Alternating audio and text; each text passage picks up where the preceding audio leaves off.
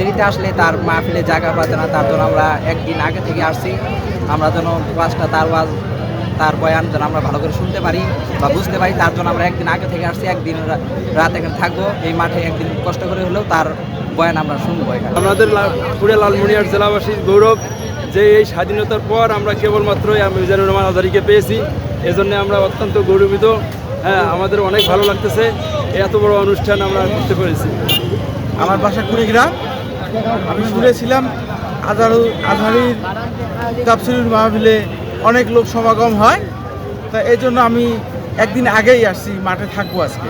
থেকে আসছি, একদিন আগে আসছি, তার কারণে আসছি। অনেক লোক হবে, আমি যেন আগে আসছি, ওকে যেন দেখতে পারি, ভালো বাবা যেন শুনতে পারি, তার কারণে আগে আসছি। কেননা আমরা একদিন থাকবো, তাদের কোনো কষ্ট, যদিও কষ্ট আমরা মেনে নেবো। বাংলাদেশের একমাত্র multinational tiles brand RAK ceramics.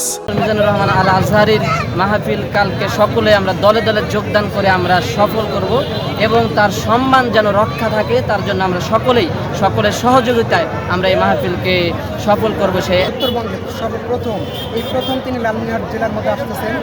এর আগেও হয়তো ওনার আশা হয়নি, আমি যেটা শুনছি আর কি। তা এই জায়গায় আসতেছেন উনি আমাদেরকে কোরআন হাদিস থেকে কিছু নসিহত করবেন।